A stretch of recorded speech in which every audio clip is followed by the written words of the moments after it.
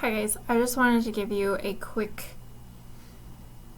reteach of sorts for your math test since this morning I will not be available to answer questions a whole lot because I will be up at the school getting you your new math books.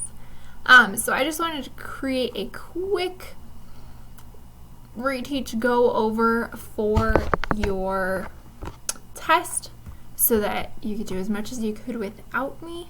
And then in the afternoon, I will be back online and able to help.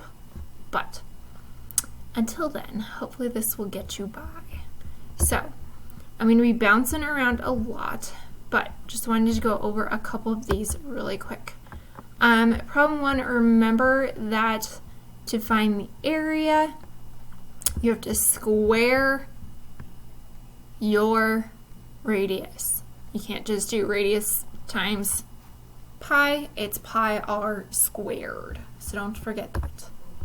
All right, number two, I'm going to pull up this so I can show you a little bit more. It asks for the perimeter here. So again, perimeter means the distance around the outside of our figure. So I always like to picture my little man hanging out. And let's just change the color of this to red and we'll make it a little see-through.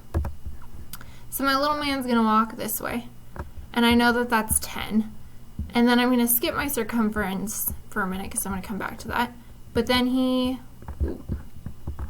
walks here, and then this is not going for me so well, and then he walks here, and then he walks another circumference, and then he walks here again. So we have 10 circle, plus 10, plus 10, circle, plus 10. With these circles, it's asking you to leave pi as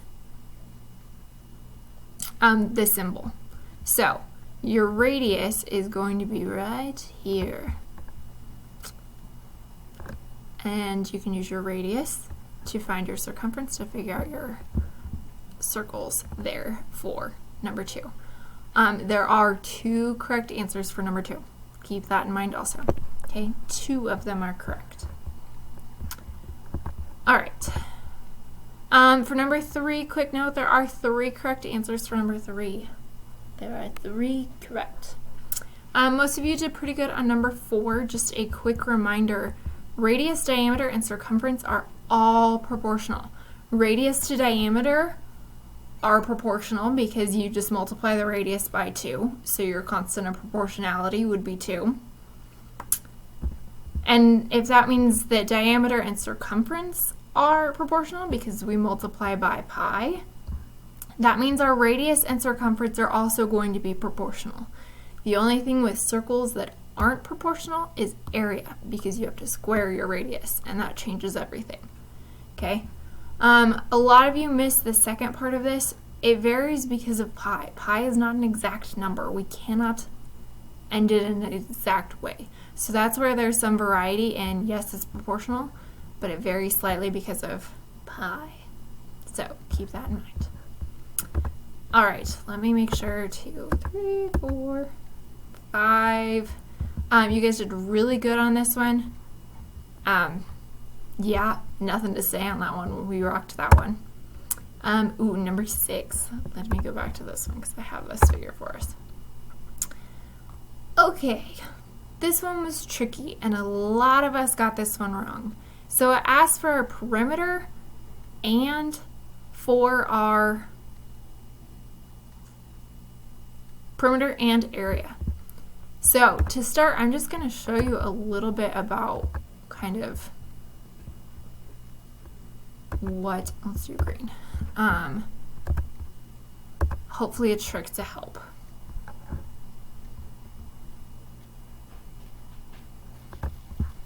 Okay. The important part here is that this line right here is your radius. But with that, all you need from your circle is, well, looks to me like that's about 1/4. So when you're doing perimeter, you're going to have your little man walking. Let's say he's starting down here, and he goes 5 plus 10, plus 10, plus 5. But then you need to find your circumference for the whole circle and then divide it by 4 because you only have a fourth of your circle here. Okay? That will get you your perimeter, your section here, and then you add that to your other numbers. Okay. So that's perimeter. For area, what I would suggest doing is something sort of like this, where you have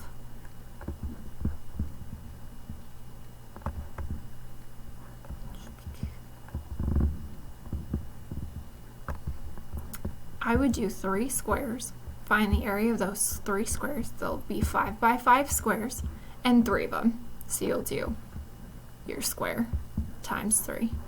And then again here, you only have a fourth of a circle again. So find your area of the entire circle, because that's how our formula works, and then divide it by 4 and add it to your squares. Okay? So, a lot of us missed that one. So, double check your answer for that one, and hopefully that helps. Okay, let's see what else. We just have number 7 left.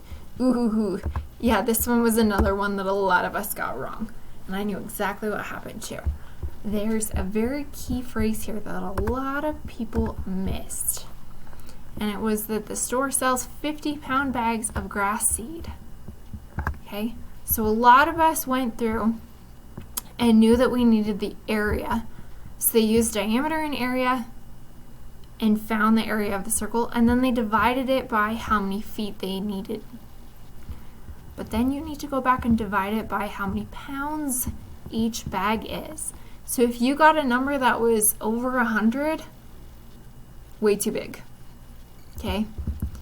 Try dividing by 400 and then by something else. And then you still may need to round up because, well, you can't buy a part of a bag because that's not how stores sell them. So if you end up with a fraction or a decimal, know that you'll have to round up to get a full bag. I think that's all I've got for you for those. I hope that helps. If you have more questions, like I said, I will be available in the afternoon when I get back down the hill after I'm done getting you your books. And hopefully I'll get to see you this morning. I really hope so. But yeah, so I look forward to seeing you if I can. Let me know if you have questions in the afternoon. I might get back to you in the morning, but I may not be super consistent. So plan on reaching me in the afternoon if you need help, or if you need to know exactly which problems you got gone, I can let you know that too. Again, it'll just have to be in the afternoon. So it's what we're stuck with right now. But happy Friday, and I hope you have a great weekend. And I will talk to you later.